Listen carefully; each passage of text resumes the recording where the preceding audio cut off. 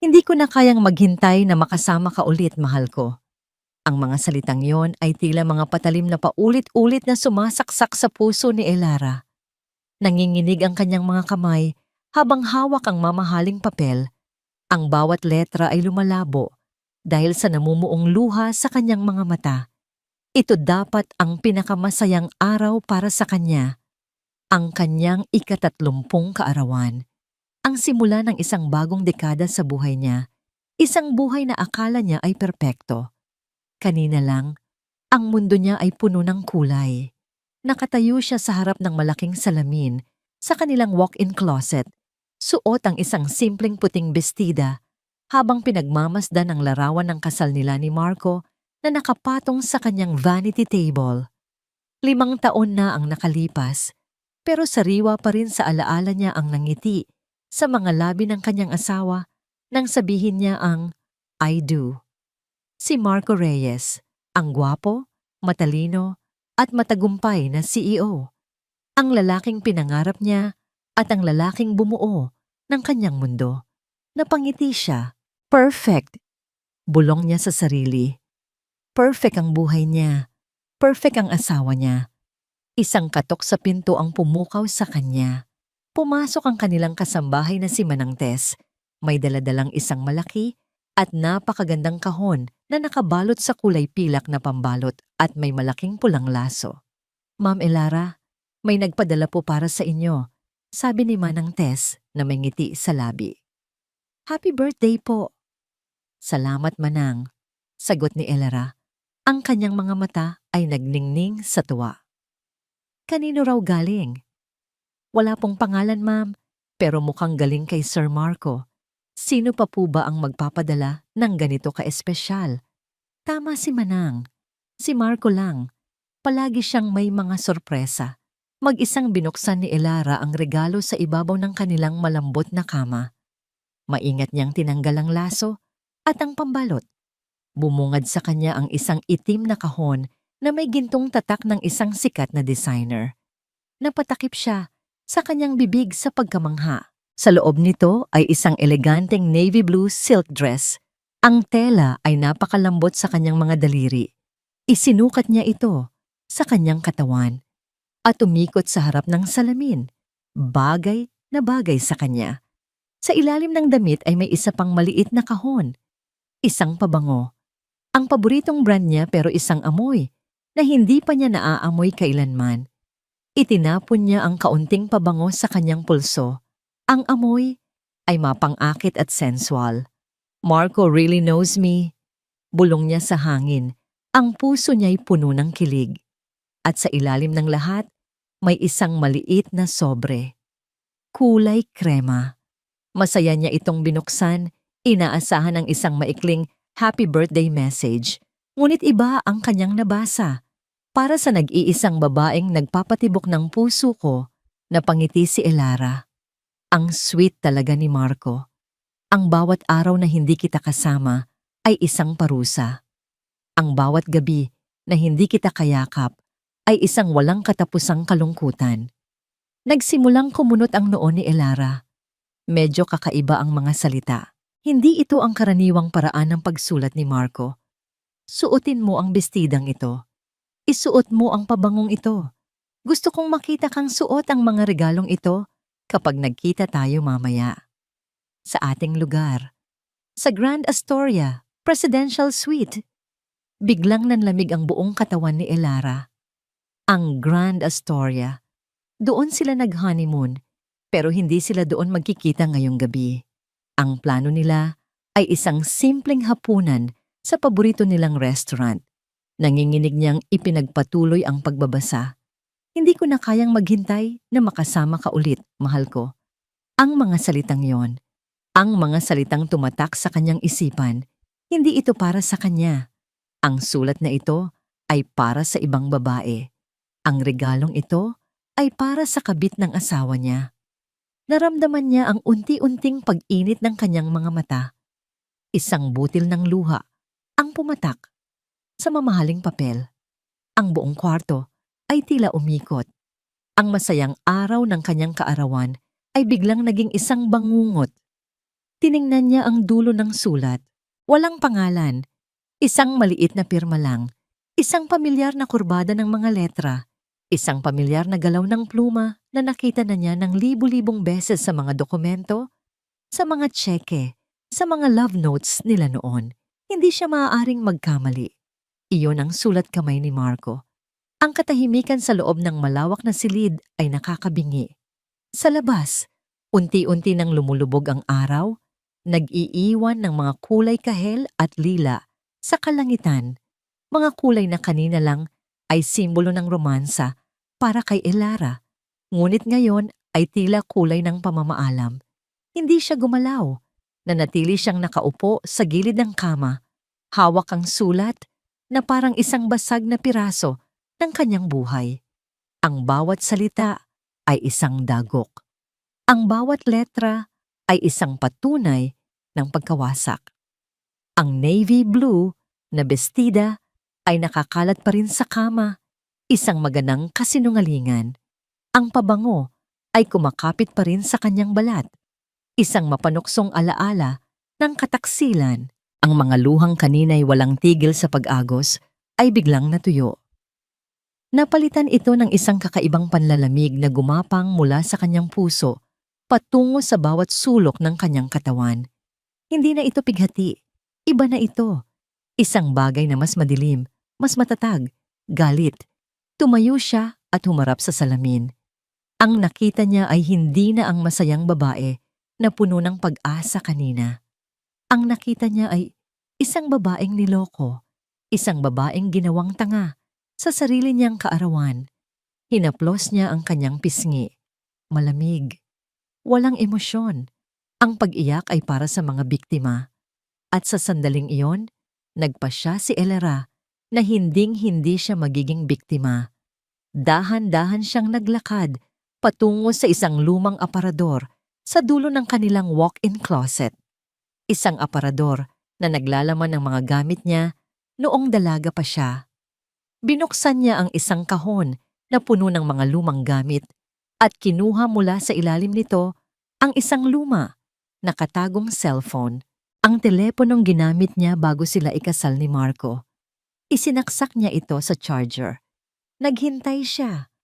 Ang bawat segundong paghihintay na bumukas ang telepono ay tila isang paghahanda para sa isang digmaan. Nang sa wakas, ay umilaw ang screen. Isang pakiramdam ng kapangyarihan ang dumaloy sa kanya. Ito ang kanyang magiging sandata. Habang nag-iisip ng kanyang mga susunod na hakbang, biglang umilaw ang screen ng kanyang pangunahing telepono. Isang mensahe mula sa kanyang biyenan. From Doña Victoria Reyes Elarahija, make sure you are ready by 7. The whole family is excited for your surprise party. Don't be late. It would be embarrassing. Isang surprise party, isang pagtitipon kung saan naroroon ang buong pamilya Reyes at ang kanyang sariling pamilya Santos. Isang pagtitipon na inorganisa para sa kanya. Ngunit ngayon ay magiging entablado ng kanyang paghihiganti. Isang nangiti ang gumuhit sa kanyang mga labi, ngunit hindi ito umabot sa kanyang mga mata. Isang nangiting mapait, isang ngiting may banta. Ang tadhana na mismo ang nagbigay sa kanya ng perpektong pagkakataon. Kinuha niya ang kanyang lumang telepono. Hindi niya ito binuksan sa social media. Gumawa siya ng isang bagong account sa isang messaging app gamit ang isang pangalan na walang makakakilala. Tiningnan niyang muli ang sulat. Grand Astoria, Presidential Suite. Ang lugar kung saan sila nangako ng walang hanggan sa isa't isa. Ngayon, ito ang magiging lugar ng kanilang katapusan. Nagsimulang mag-type ang kanyang mga daliri. Ang bawat pindot ay puno ng determinasyon. Ipinadala niya ang mensahe sa numero ni Marco. Suotin mo ang regalong pinadala ko. Grand Astoria, Presidential Suite. Hihintayin kita. Ibinaba niya ang telepono. Naghintay siya. Walang pag-aalinlangan, walang takot. Tanging isang malamig na katiyakan. Hindi pa lumilipas ang 1 minuto, tumunog ang telepono. Isang tugon mula kay Marco. Papunta na ako, mahal. Miss na kita. Hinawakan ni Elara ang telepono ng mahigpit. Ang salitang mahal ay hindi na nagdulot ng sakit. Wala na siyang naramdaman, kundi ang yelo na bumabalot sa kanyang puso. Nagsimula na ang laro.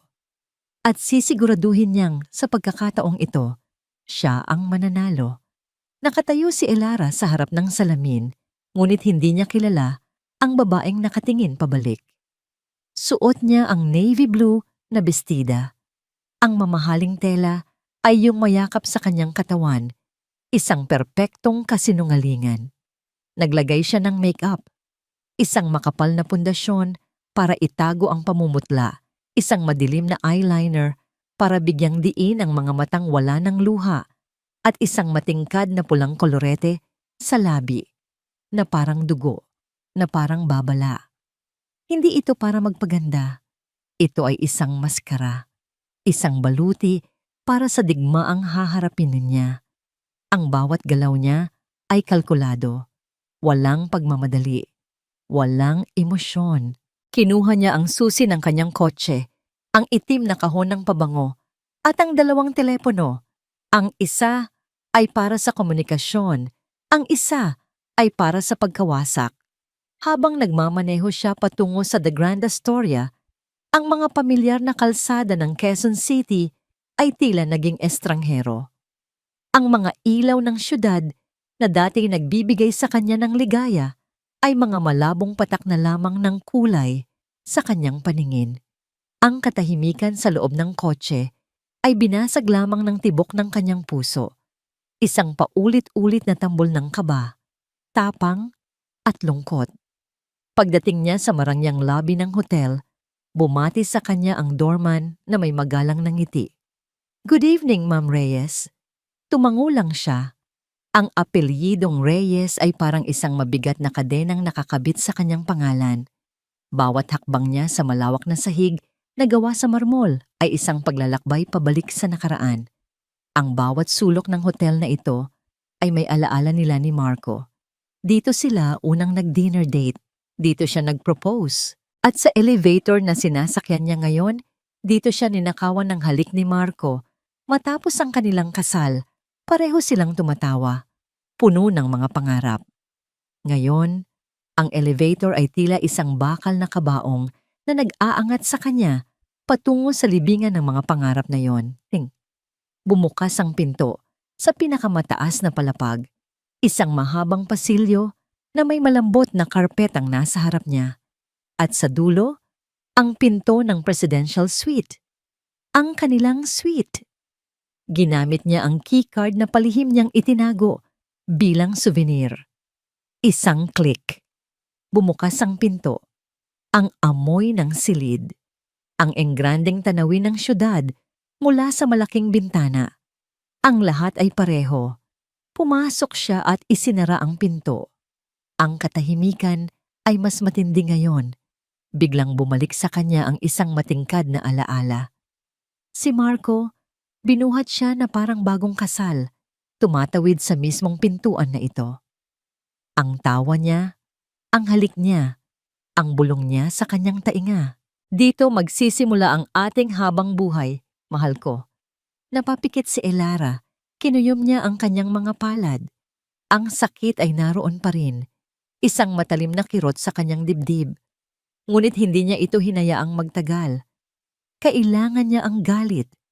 Kailangan niya ang lakas na dulot nito. Inilibot niya ang kanyang paningin, hinahanap ang perpektong lugar. Doon. Isang malaking florera na may mga puting rosas sa isang mesa sa sulok. May perpektong anggulo ito sa pinto at sa malaking sofa sa gitna ng sala. Maingat niyang kinuha ang luma niyang telepono. Binuksan niya ang social media app, ang bagong account na ginawa niya. Sinimulan niya ang live stream, tinitiyak na pribado ito at para lamang sa mga taong papadalhan niya ng link. Itinayo niya ang telepono sa likod ng florera. Halos hindi ito makita sa pagitan ng mga bulaklak at dahon. Perpekto. Humakbang siya paatras at tiningnan ang kanyang gawa. Ang entablado ay handa na. Kinuha niya ang kanyang pangunahing telepono at binuksan ang kanilang family group chat. Ang mga huling mensahe ay puno ng pagbati. Doña Victoria.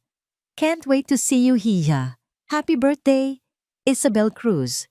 Happy birthday, Ate Elara. I have a special gift for you. See you later. Mapait siyang napangiti sa mensahe ng kanyang pinsan.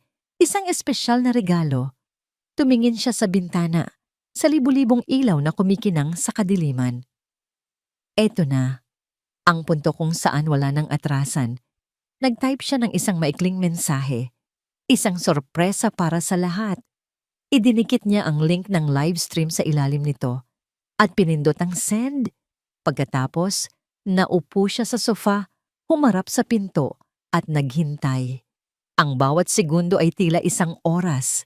Ang tibok ng kanyang puso ay umalingaw-ngaw sa kanyang mga tainga. Maya-maya, may narinig siyang katok sa pinto. Isang marahan, pamilyar na katok. Napapikit si Elara. Huminga siya ng malalim. Pinakalma ang kanyang sarili. Pagmulat niya, ang kanyang mga mata ay kalmado na. Parang isang tahimik na dagat bago ang isang malakas na bagyo. Sumigaw siya, ang kanyang boses ay naging matamis na parang pulot. Isang boses na puno ng pananabik na matagal nang nawala. Bukas yan, Mahalta. Ang bawat hakbang ni Marco sa malambot na carpet ng pasilyo ng The Grand Astoria ay may kasamang ngiti. Ang kanyang puso ay tumitibok ng mabilis, hindi sa kaba, kundi sa purong pagkasabik. Iniwan niya ang kanyang cellphone sa kotse para walang anumang istorbo. Ngayong gabi ay para lang sa kanila ni Bella. Naiisip na niya ang itsura nito, ang matamis na ngiti, ang mapang-akit na mga mata, at ang katawan nitong balingkinitan na babagayan ng navy blue na bestidang pinili niya. Ang lahat ay perpekto. Isang mabilis na pagkikita bago siya dumiretso sa surprise party para kay Elara. Napailing siya. Mahal niya si Elara? Oo naman. Siya ang perpektong asawa, ang perpektong mukha para sa pamilya Reyes. Pero si Isabel, si Bella, iba ito. Siya ang kanyang apoy, ang kanyang lihim na paraiso. Nakarating siya sa tapat ng pinto ng presidential suite. Hindi na siya kumatok. Dahan-dahan niyang pinihit ang seradura, ang kanyang ngiti ay lalong lumapad. Bella, nandito na ako. Ang mga salita ay namatay sa kanyang lalamunan. Ang nangiti ay naglaho sa kanyang mga labi, napalitan ng isang hindi maipaliwanag na pagkagulat. Doon, sa gitna ng silid, nakaupo sa sofa na tila isang reyna, sa kanyang trono ay ang kanyang asawa. Si Elara, suot nito ang bestida, ang navy blue na bestida na para dapat kay Bella. Ang pabango na binili niya para kay Bella ay tila pumuno sa buong silid. Ngunit ngayon ay parang lason sa kanyang pangamoy. Nanlamig ang buong katawan ni Marco. Ang kanyang utak ay tila tumigil sa pag-andar. Paano? Paano siya napunta dito? Paano niya nalaman? Elara? Ang pangalan ay lumabas sa kanyang bibig na parang isang tanong, isang bulong ng pagkalito. Anong ginagawa mo dito? Akala ko nasa bahay ka. Tumayo si Elara. Ang bawat galaw niya ay mabagal at puno ng kahulugan. Walang bakas ng galit o luha sa kanyang mukha. Tanging isang nakakakilabot na kalmadong ekspresyon. Nagustuhan mo ba ang suot ko, Marco? Tanong niya. Ang kanyang boses ay malamig, walang emosyon. Bagay ba sa'kin? Ano? Anong pinagsasabi mo? Nag-umpisa nang mamuo ang pawis sa kanyang noo. Sinubukan niyang mag-isip ng isang palusot, isang kasinungalingan. Kahit ano. May meeting ako dito. Sa kliyente. Nagulat ako na nandito ka. Lumapit si Elara sa kanya, hindi inaalis ang kanyang mga mata sa mga mata ni Marco. Ipinakita niya ang isang piraso ng papel na kulay krema. Para kanino ito, Marco? Kinilabutan siya. Ang sulat. Ang kanyang sulat kamay. Ito na. Huli na siya. Hindi ko alam kung ano yan. Mabilis niyang sagot. Ang kanyang boses ay nagsimulang manginig. Elara, ano ba to? Isang laro. It's your birthday, dapat nagsiselebrate tayo. Baka napapagod ka lang. Isang mapait na tawa ang kumawala sa mga labi ni Elara. Isang tawang nagpadala ng takot sa buong sistema ni Marco. Pagod? Oo, Marco. Pagod na akong maging tanga. Ang boses niya ay biglang nagkaroon ng talim. Sino siya? Sino ang babaeng nagmamay-ari ng bestidang ito? Sino ang babaeng dapat mong katagpuin dito ngayon? Wala. Wala akong ibang babae. Sigaw niya. Ang kanyang pagtanggi ay desperado na. Nabubuang ka na ba, Elara? Nag-i-imagine ka lang ng mga bagay-bagay. Habang nasa gitna sila ng kanilang mainit na pagtatalo, isang tunog ang pumutol sa lahat. Isang katok sa pinto. Pareho silang natigilan. Napatingin si Marco sa pinto. Ang kanyang puso ay tila aakyat sa kanyang lalamunan. Hindi maaari. Napatingin siya kay Elara. Isang maliit na ngiti ang sumilay sa mga labi nito. Isang nanangiti ng tagumpay. Baka siya na yan, bulong ni Elara. Ang kanyang boses ay puno ng panunya. Ang pinto ay dahan-dahang bumukas at mula roon ay pumasok si Isabel Bella Cruz. Ang kanyang mukha ay puno ng ngiti at pananabik. Ngunit ito ay agad na naglaho nang makita niya ang eksena sa loob. Ang kanyang mga mata ay nanlaki sa gulat. Nagpapalipat-lipat ng tingin mula kay Marco na namumutla. Patungo kay Elara na nakatayo doon na parang isang estatwa ng paghihiganti. Kuya Marco? Nanginginig ang boses ni Isabel, puno ng pagkalito. Ate Elara, anong ginagawa niyo dito? Ang hangin sa loob ng presidential suite ay biglang naging mabigat at siksik, tila hindi na kayang pumasok sa mga baga. Para kay Elara, ang eksena sa harap niya ay parang isang dula sa entablado na matagal na niyang pinanood sa kanyang isipan, ngunit ang realidad ay mas masakit, mas brutal. Si Isabel, ang kanyang nakababatang pinsan, ang babaeng tinuring niyang parang tunay na kapatid, ang babaeng tinulungan niyang makapasok sa kumpanya. Ngayon, nakatayo ito roon. Ang mukha ay isang perpektong maskara ng inosenteng pagkagulat. Ate Elara?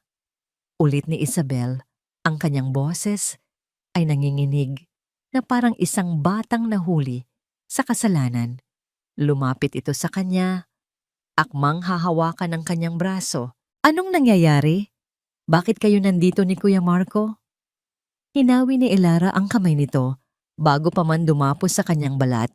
Ang paghawak sana nito ay parang apoy na susunog sa kanya. Huwag mo akong matawag na ate. Mariin niyang sabi, ang bawat salita ay may bigat. At huwag kang magkunwaring hindi mo alam. Napatingin si Isabel kay Marco, ang kanyang mga mata ay naghahanap ng tulong. Si Marco naman ay parang isang estatuwang hindi makagalaw. Ang mukha ay blangko sa pagkabigla. Ang buong tanggulan ng mga kasinungalingan nila ay gumuho sa isang iglap. At sa gitna ng katahimikang yon, nagsimulang umarte si Isabel. Ang pagkagulat sa kanyang mukha ay napalitan ng mga luha. Sunod-sunod itong pumatak mula sa kanyang mga mata. Hindi ko maintindihan. Hikbi niya. Ate, anong kasalanan ko? Kuya Marco, anong nangyayari? Ito na, ang pagganap ng isang biktima. Isang papel na napakahusay niyang ginagampanan. Ngunit hindi na apektado si Elara. Tapos na ang panahon ng kanyang pagiging bulag. Talaga, Bella? Tanong ni Elara. Ang pangalang Bella ay lumabas sa kanyang bibig na may halong lason. Hindi mo naintindihan kung bakit suot ko ang bestidang para sa'yo, kung bakit alam ko ang lugar na ito, kung bakit alam ko ang oras ng tagpuan ninyo. Sa bawat tanong ni Elara, lalong namumutla si Isabel. Ang kanyang mga luha ay tila nawala ng silbi. Biglang nagsalita si Marco, nabasag ang kanyang pagkakatulog. Elara, tama na! Sigaw niya at sa isang iglap, pumunta siya sa tabi ni Isabel, bahagyang inilagay ang sarili sa pagitan nila, na parang isang kalasag. Wala siyang kasalanan, Ako ang may kasalanan sa lahat. Ang simpleng galaw na yon, ang pagprotekta niya kay Isabel, ay ang huling patalim na tumusok sa puso ni Elara. Hindi na ito kirot. Isa na itong malalim at malamig na sugat. Sa gitna ng kaguluhang yon, ang telepono ni Elara, na nakalagay sa ibabaw ng coffee table, ay biglang tumunog ng malakas. Nag-vibrate ito sa ibabaw ng salamin. Ang ingay ay tila isang alarma. Nakatitig ang lahat sa telepono. Sa screen, isang pangalan ang umilaw, Doña Victoria. Hindi niya ito sinagot. Sa halip, pinindot niya ang accept at inilagay sa loudspeaker. Ang galit na boses ng kanyang biyenan ay pumuno sa buong silid. Mas malakas kaysa sa sigawan nila kanina. Elara, itigil mo ang kahibangang ito. Ang boses ni Doña Victoria ay parang kulog. Walang bakas ng pag-aalala para sa nararamdaman niya. Tanging galit. Ano sa tingin mo ang ginagawa mo? Sinisira mo ang pangalan ng pamilya. I-off mo ang livestream na, yan ngayon din. Livestream. Sa narinig na salitang yon, ang mga mata ni Marco at Isabel ay sabay na napunta sa direksyon ng Florera sa sulok. Nakita nila ang maliit na liwanag mula sa lente ng nakatagong telepono. Ang lahat ng kanilang sinabi, lahat ng kanilang ginawa ay nasaksihan, hindi lang ng pamilya Reyes, kundi pati na rin ng pamilya Santos. Ang pangalan ng pamilya, sagot ni Elara, ang kanyang boses ay kalmado, ngunit puno ng kapaitan. Humarap siya sa direksyon ng telepono na parang kinakausap niya ng direkta ang kanyang biyenan. Hindi po ako ang sumisira, Doña Victoria. Pinapakita ko lang ang sira na. Walang hiya ka. Sigaw ng matanda mula sa kabilang linya. Huwag na huwag ka nang magpapakita sa akin. Sa pamilyang ito, tapos ka na. Click. Pinatay ang tawag. Pinatay na rin ni Elara ang livestream. Ang katahimikan na bumalik ay mas mabigat kaysa dati. Si Isabel ay umiiyak na ng walang tunog, habang si Marco ay nakatitig lang kay Elara. Ang kanyang mukha ay pinaghalong galit, takot, at isang bagay na hindi maipaliwanag. Marahil ay pagsisisi.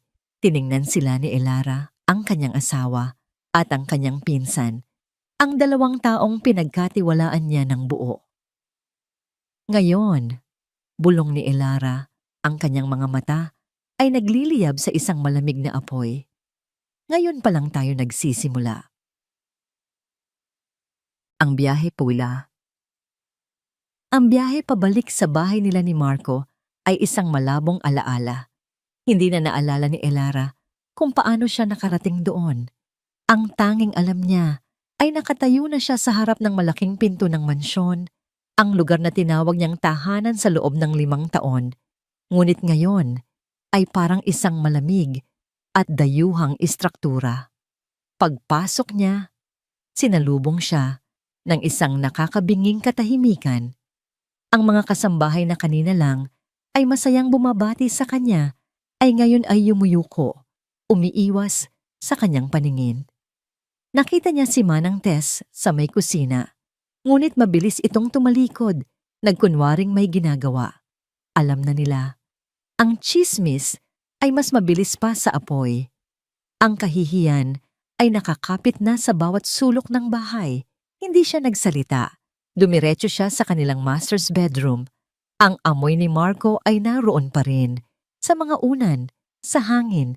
Ngunit ngayon, ang amoy na iyon ay hindi na nagdudulot ng kapanatagan. Nagdudulot ito ng pagkasuklam, walang pag-iyak, walang pagsisigaw. Ang kanyang mga galaw ay mekanikal, tulad ng isang robot na sumusunod sa isang programa. Binuksan niya ang kanyang aparador at kumuha ng isang malaking maleta. Nagsimula siyang mag-impake, hindi ng mga damit na binili ni Marco, kundi ng mga bagay na tunay na sa kanya. Mga damit na binili niya mula sa sarili niyang pera bago sila ikasal, mga lumang libro, mga larawan ng kanyang mga yumaong magulang. Kailangan niya ang kanyang mga dokumento, ang kanyang pasaporte, ang kanyang birth certificate, ang kanyang pagkakakilanlan, bago pa siya naging isang Reyes. Lumapit siya sa isang malaking painting sa dingding, isang larawan nilang dalawa ni Marco noong kanilang kasal, masaya at puno ng pag-ibig. Isang kasinungalingan. Itinulak niya ito sa gilid at lumitaw ang isang bakal na pinto ng isang nakatagong safe. Inilagay niya ang kombinasyon, ang petsa ng kanilang anibersaryo, isang mapait na ngiti ang sumilay sa kanyang labi. Gaano kadali para sa kanya na gamitin ang mga simbolo ng kanilang pag-ibig laban sa kanya. Click. Bumukasan ang safe. Sa loob, naroon ang mga inaasahan niya, mga alahas, mga titulo ng lupa, at isang sobre na naglalaman ng kanyang mga personal na dokumento. Kinuha niya ito, ngunit habang inaabot niya ito, ang kanyang mga daliri ay sumayad sa isang manipis na folder na nakasiksik sa pinakalikod, halos hindi makita. Kulay brown ito, walang anumang nakasulat. Dahil sa kuryosidad, kinuha niya ito. Binuksan niya. Ang laman nito ay mga papel na hindi pamilyar sa kanya, mga bank statement, mga wire transfer confirmation, mga deed of sale. Sa una, siya ay nalito. Mga numero, mga pangalan ng kumpanya na hindi niya kilala. Ngunit habang binabasa niya ang mga ito, isang pangalan ang paulit-ulit na lumitaw sa bawat transaksyon, sa bawat dokumento, bilang benepisyaryo ng malalaking halaga. Cruz Development Corp. Cruz, ang apelyido ni Isabel. Biglang nanlamig ang kanyang mga kamay. Ang paghinga niya ay tila huminto. Mabilis niyang siniyasat ang mga petsa. Ang unang transaksyon ay mahigit 1 taon na ang nakalipas. Maliit na halaga lamang. Ngunit habang tumatagal, ang mga halaga ay lumalaki. Libo-libo, milyon-milyon, at ang perang inililipat nanggagaling sa iisang account. Ang account ng Santos Holdings, ang kumpanyang itinatag ng kanyang ama, ang kanyang pamana na isinama sa Reyes Corporation bilang bahagi ng kanilang kasal. Tiningnan niya ang mga pirma sa bawat transaksyon, pirma ni Marco, at isang pirma na pineke, ang pirma ng kanyang ama. Isang matinding galit ang biglang sumabog sa kanyang dibdib. Mas matindi kaysa sa sakit ng kataksilan. Hindi lang siya niloko, ninanakawan siya. Ninanakawan nila ang alaala ng kanyang ama. Nanginginig ang kanyang mga kamay habang binubuklat niya ang mga huling pahina ng folder. Doon, sa pinakailalim, ay isang bagong-bago at notarized na dokumento. Ang titulo nito ay malinaw at nakamamatay. Final Deed of Asset Transfer.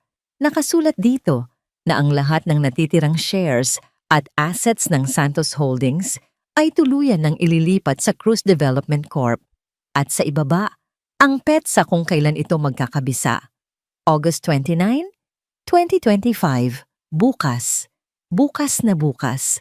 Sa sandaling iyon, naunawaan ni Elara ang lahat. Ang live stream, ang pagtatapat, ang galit ng pamilya Reyes.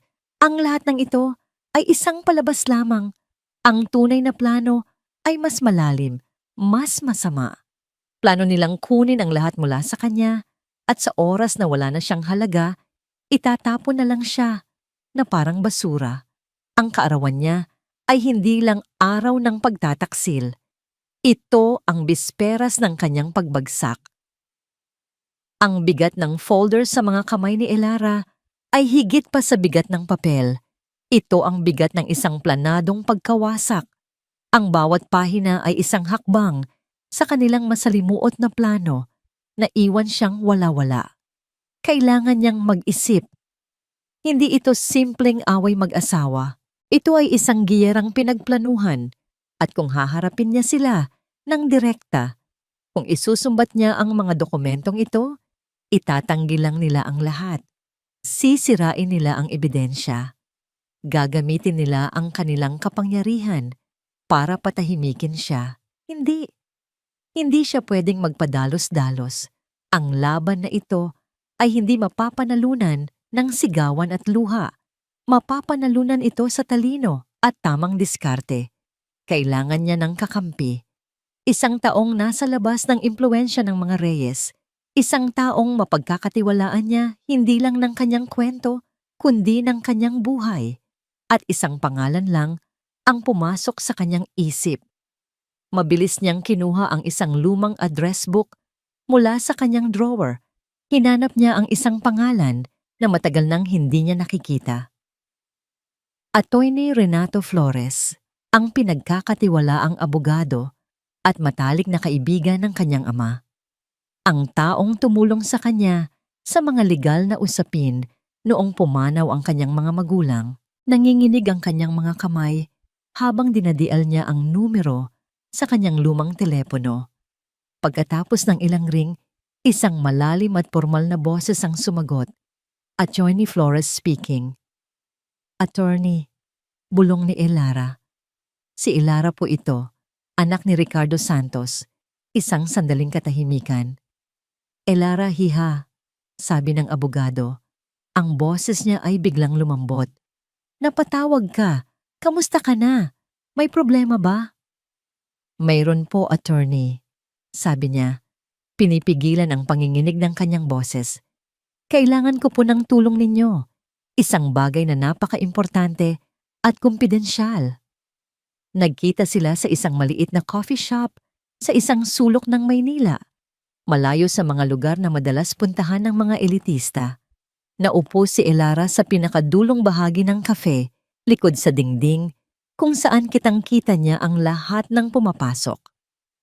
Dumating si Attorney Flores, isang kagalang-galang na lalaki na may puti ng buhok sa kanyang mga sentido. Ang kanyang mukha ay agad na nag-alala nang makita ang itsura ni Elara. Hija, anong nangyari sa'yo? Walang imik na inilapag ni Elara ang brown na folder sa ibabaw ng mesa at itinulak ito palapit sa kanya. Tahimik na binuklat ng abogado ang bawat pahina. Ang kanyang noo ay paunti-unting kumukunot. Ang kanyang mga labi ay naging isang manipis na linya. Paminsan-minsan, napapailing siya, bumubulong ng mga salitang tulad ng imposible at walang hiya. Nang matapos siya, isinara niya ang folder at tumingin ng diretso kay Elara. Ito ay mas malala kaysa sa inaakala ko, mariin niyang sabi.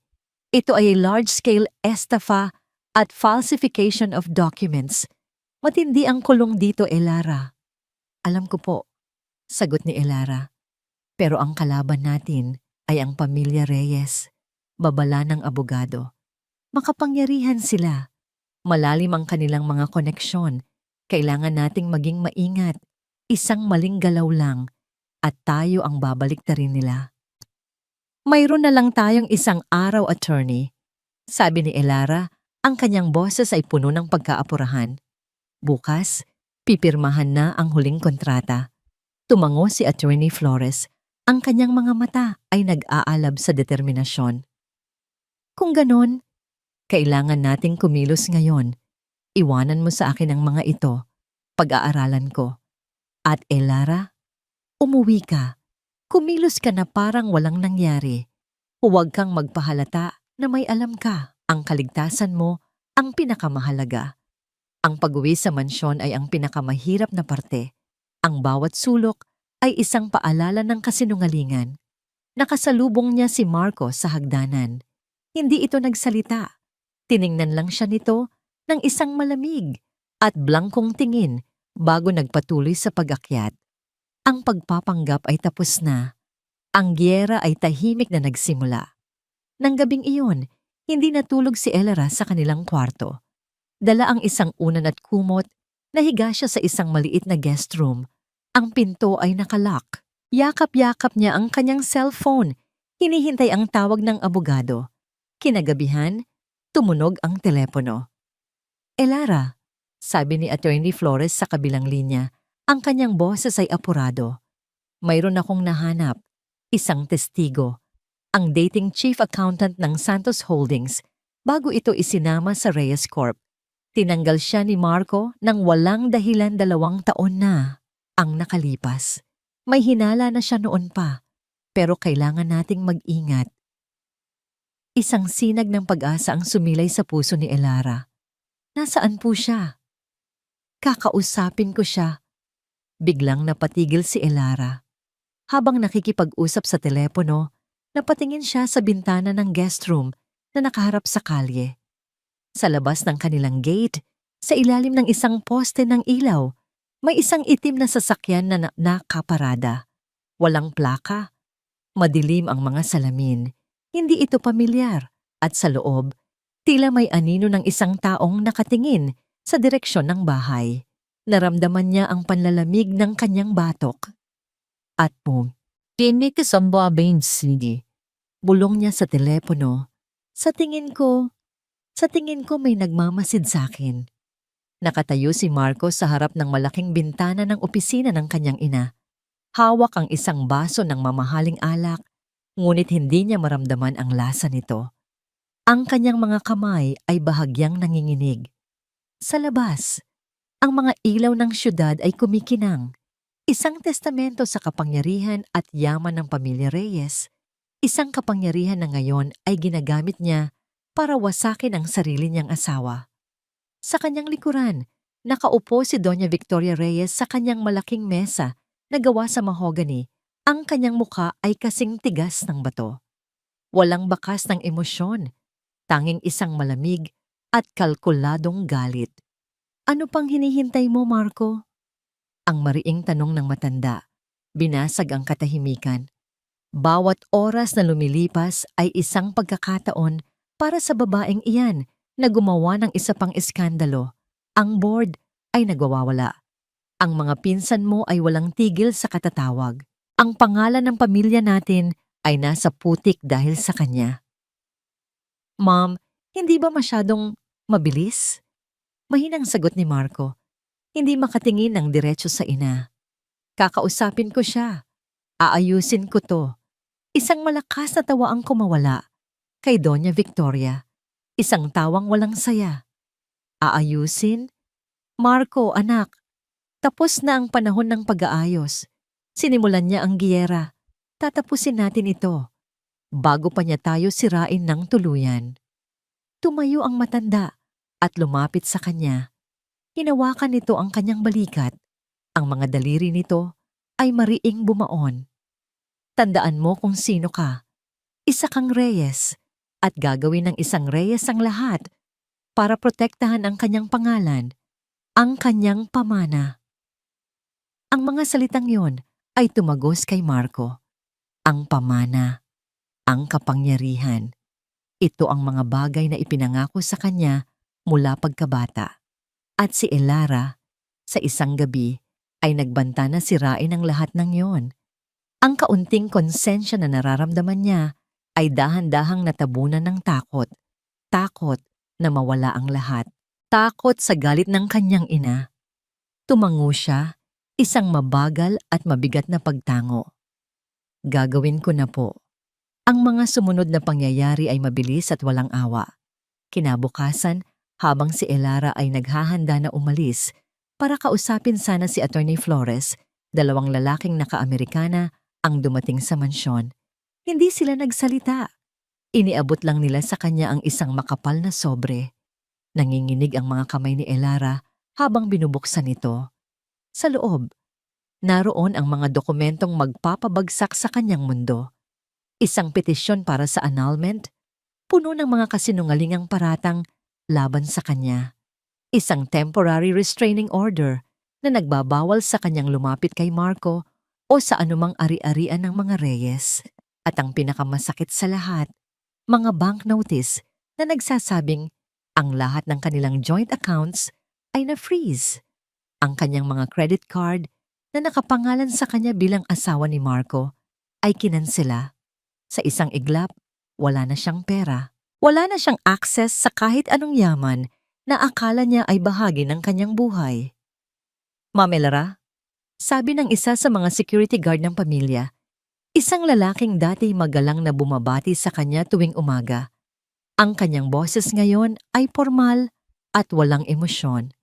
May utos po si Doña Victoria. Kailangan niyo na pong umalis. Tumingin si Elara sa paligid, sa bahay na minsan niyang inayos, sa mga muebles na siya mismo ang pumili. Ang lahat ng ito ay hindi na sa kanya. Hindi siya nagmakaawa. Hindi siya umiyak. May isang huling piraso ng dignidad na natitira sa kanya at hindi niya hahayaang makita nila itong nawawasak. Tahimik siyang umakyat sa guest room kung saan siya natulog. Isinara niya ang kanyang maliit na maleta na naglalaman lamang ng mga bagay na tunay na kanya. Habang bumababa siya, nakita niya si Marco na nakatayo sa may bintana sa ikalawang palapag, nakatingin sa kanya mula sa malayo. Ang kanilang mga mata ay nagtagpo sa isang saglit. Nakita niya ang isang kislap ng pagsisisi, takot. Ngunit mabilis itong nawala, napalitan ng isang malamig na maskara. Ang dalawang security guard ay magalang ngunit mariing sinamahan siya palabas ng malaking pinto. Habang naglalakad siya sa mahabang driveway, narinig niya ang malakas na pag-click ng malaking bakal na gate na nagsasara sa kanyang likuran. Isang tunog ng katapusan. Nakatayo si Elara sa labas ng gate. Sa gilid ng kalsada, dala lamang ang kanyang maleta at ang telepono sa kanyang kamay. Ang marangyang mansyon na dati niyang tahanan ay ngayon ay isang malamig na kuta na nagtaboy sa kanya. Unti-unting pumatak ang ambon. Ang kalangitan ay naging kulay abo, tila nakikidalamhati sa kanya. Nabasa ang kanyang buhok, ang kanyang damit. Naramdaman niya ang lamig na tumatagos sa kanyang mga buto. Wala siyang pera. Wala siyang masisilungan. Wala siyang matatakbuhan. Sa sandaling iyon, sa gitna ng ulan, sa labas ng gate ng kanyang nawasak na buhay, naramdaman ni Elara ang tunay na kahulugan ng pag-iisa at pagkatalo. Ang ulan ay lalong lumakas. Ang bawat patak ay tila isang mabigat na luhang dumadampi sa balat ni Elara. Basang-basa na siya, nanginginig sa ginaw, ngunit nanatili siyang nakatayo sa labas ng gate. Nakatingin sa bahay na tila isang malayong kastilyo. Ang kanyang isip ay blanko. Ang pag-asa na kanyang naramdaman kahapon ay tila isang malayong panaginip, nilunod ng malupit na katotohanan ng kasalukuyan. Saan siya pupunta? Paano siya magsisimula? Ang pamilya Reyes ay makapangyarihan. Sinigurado nilang wala siyang matatakbuhan. Naglakad siya nang walang direksyon, papalayo sa lugar na yon. Ang tunog lamang ng kanyang maleta na gumugulong sa basang kalsada ang kanyang kasama. Humanap siya ng masisilungan sa ilalim ng waiting shed. Doon, sa isang sulok, niyakap niya ang kanyang mga tuhod. Hinahayaang bumuhos ang ulan at ang kanyang mga luha. Ang galit ay napalitan ng purong desperasyon. Ito na ba ang katapusan niya? Isang palaboy na walang pangalan, walang pera, walang kinabukasan? Habang nakayuko siya, isang lumang kotse ang huminto sa tapat ng waiting shed. Hindi niya ito pinansin. Marahil ay may hinihintay lang ito. Ngunit bumukas ang pinto sa passenger side. Ma'am Elara, isang pamilyar na boses. Dahan-dahan niyang itinaas ang kanyang ulo. Mula sa dilim ng gabi, nakita niya ang isang lalaking nasa edad 50. May suot na salamin. Ang kanyang mukha ay puno ng pag-aalala. Mang Dante? Bulong ni Elara, hindi makapaniwala. Si Mang Dante, ang dating Chief Financial Officer ng kumpanya ng kanyang ama. Ang kanang kamay ni Papa. Ang taong bigla na lang nawala matapos isanib ang Santos Holdings sa Reyes Corporation. Ako nga po, ma'am, sabi ng lalaki. Lumabas ng kotse na may dalang payong. Halika po, sumakay na kayo. Magkakasakit kayo sa ulan. Walang lakas na tumanggi, nagpatulong si Elara na isakay ang kanyang maleta at sumakay sa loob ng sasakyan. Ang init mula sa heater ng kotse ay nagsimulang magbigay ng kaunting ginhawa sa kanyang nanlalamig na katawan. Paano? Paano niyo po ako nahanap? Tanong niya. Ang kanyang boses ay paos. Matagal na po kitang binabantayan, Ma'am Elara. Malungkot na sagot ni Mang Dante habang pinaaandar ang sasakyan. Mula pa noong tinanggal ako ni Sir Marco, alam kong may mali. Ang papa niyo po, si Sir Ricardo, napakabuting tao niya. Hinding-hindi niya gagawin ang mga transaksyon na nakikita kong pinipirmahan ni Sir Marco gamit ang pekeng pirma niya. Biglang napatingin si Elara sa kanya. Alam niyo po, tumango si Mang Dante. May hinala na po ako. Kaya bago ako tuluyang umalis, gumawa ako ng kopya ng mga orihinal na talaan. Para sa seguridad, para sa alaala ng papa niyo. Dinala siya ni Mang Dante sa isang simple ngunit malinis na apartment sa isang tahimik na bahagi ng lungsod.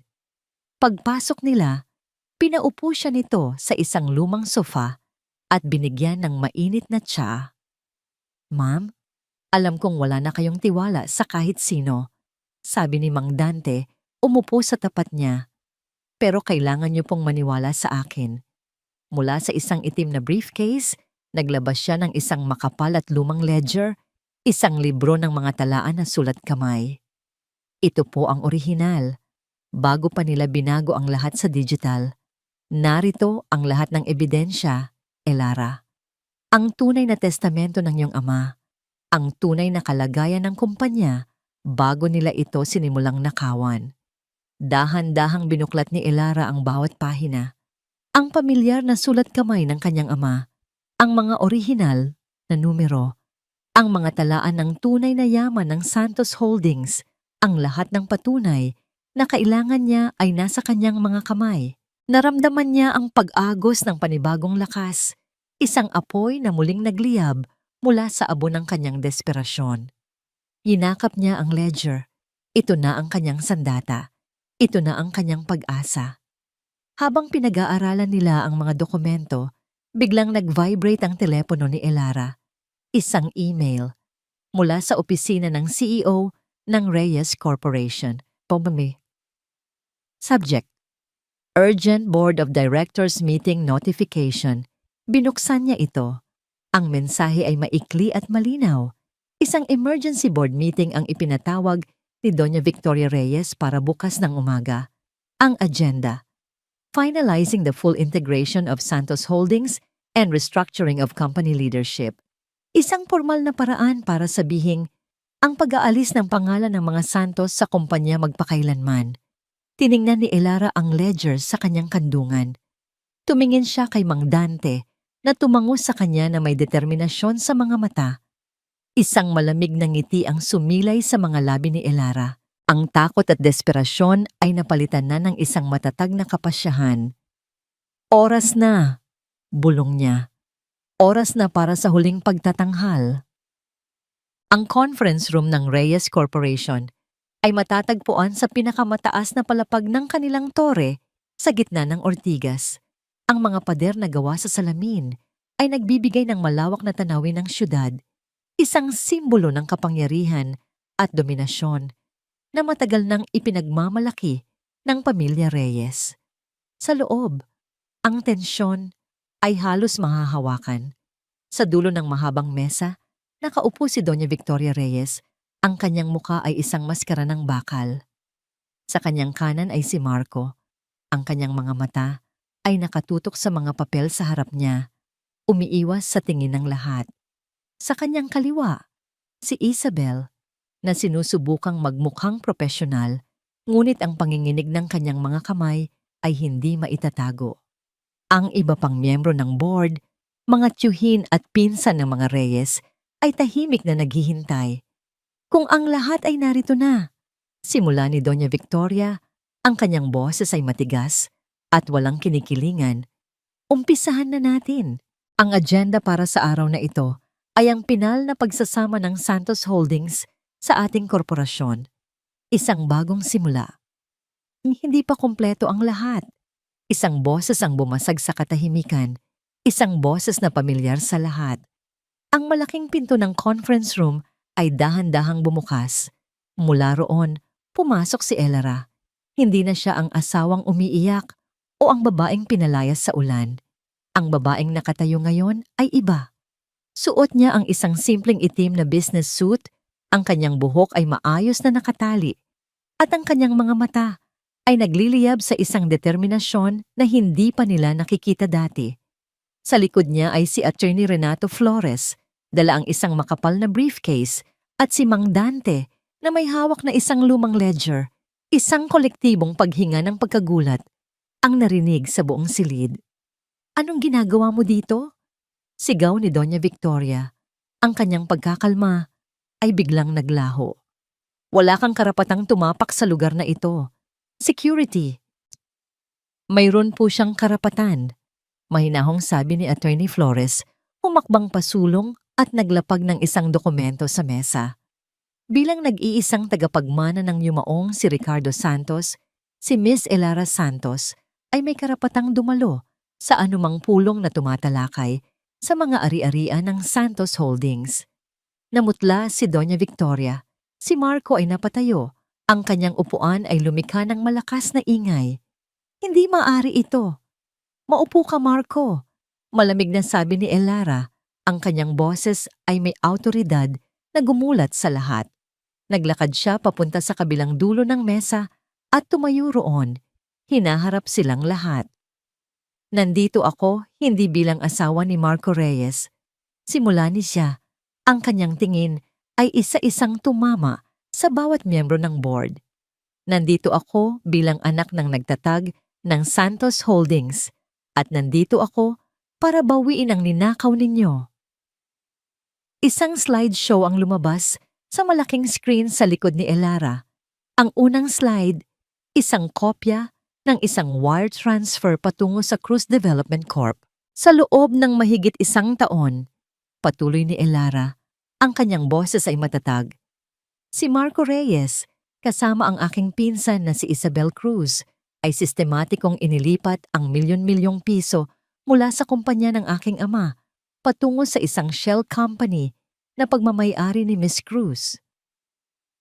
Isa-isang lumabas ang mga ebidensya sa screen, mga bank statement, mga deed of sale, at ang pinakamatindi sa lahat, isang close-up na paghahambing ng pirma ng kanyang ama at ang pekeng pirma na ginamit ni Marco.